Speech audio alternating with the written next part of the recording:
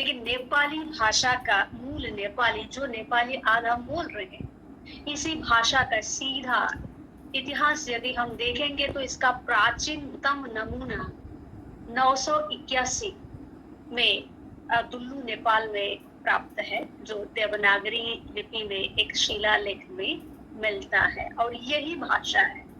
और इस भाषा ने अपनी यात्रा में बहुत नाम पाए हैं। कभी यह खस भाषा भी इसका नाम है, कभी सिंजाली भाषा, कभी पर्वते भाषा, कभी गोरखा भाषा होती हुई नेपाली भाषा नाम इसे प्राप्त हुआ है।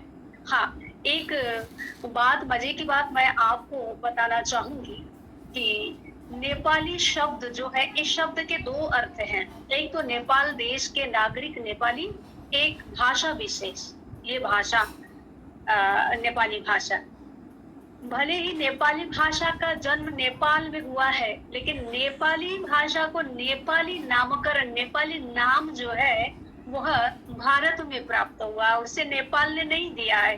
ये बात ध्यान में रखने वाली बात है, क्योंकि जब भारत में नेपाली भाषा प्रचलन में रही है, नेपाली भाषा नामकरण हुआ, इसके लगभग 30 वर्ष बाद भी नेपाल में गोरखा भाषा ही कहा जाता था इसको। और भानुभक्त आचार्य ने, नेपाली भाषा की भी कई भाषिकाएं हैं, उन भाषिकाओं में भानुभक्त आचार्य ने पूर्वी भाषिका को अपनी अभिव्यक्ति का माध्यम बनाया। तो यही पूर्वी भाषिका भानुभक्त के रामायण में आकर एक जनसंपर्क की भाषा बनी। रामायण की प्रसिद्धि इतनी हुई कि यह घर घर के लिए एक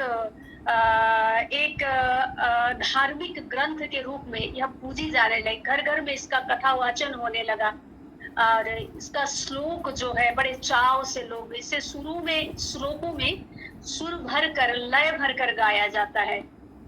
ये सीधे कविता की तरह हम इसे नहीं पढ़ते हैं। से एक दिन नारद सत्यलोक पुगी गया, लोको गरु ही पनी, ब्रह्मा ताहि थिया त्या शरण मा खुशी गराऊ भनी। विभिन्न छंदों में लिखित है। शिखरणी छंद है इसमें, शार्दुल विक्रीडित छंद है, भुजंग प्रयास छंद इसमें देखने को मिलेंगे। लेकिन इन छंदों को नेपाली में गाया जाता है, तो गायन शैली भी इसमें है। और इसकी जो साधारण भाषा है, इसी साधारण भाषा के कारण और इसकी जो धार्मिक मान्यता, अपनी मान्यता है ही, सामाजिक मान्यता भी है इसमें। सामाजिक जो महत्व है तो इसकी व्याख्या फिर मैं नहीं जाऊंगी। तो विविध महत्वपूर्ण बातें नेपाली समाज को रामायण के माध्यम से प्राप्त हुई। इसीलिए यह भाषा, जो नेपाली भाषा की जो पूर्वी भाषिका जो है, वह भाषिका एक संपर्क भाषा के रूप में उभरी है। इसीलिए भानुभक्त ने जोड़ने का काम किया है, और उनके पूर्व भी कई कवि हुए हैं, लेकिन उनको आदि कवि होने का गौरव प्राप्त नहीं है। केवल भानुभक्त आचार्य को ही आदि कवि होने का गौरव प्राप्त है। तो रामायण की, नेपाली रामायण की यही विशेषता है। इसे हम सीधे अनुवाद नहीं कह सकते।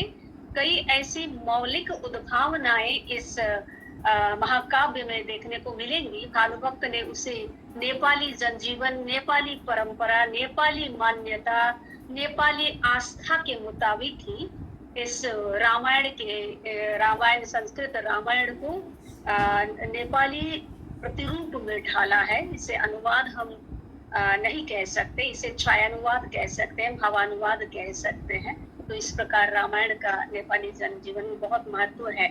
तो आज के दिन भारत में जहाँ नेपाली भाषी गोरखा रहते हैं, वहाँ हर गांव में, हर कस्बों में भानु जयंती का कार्यक्रम किया जा रहा है।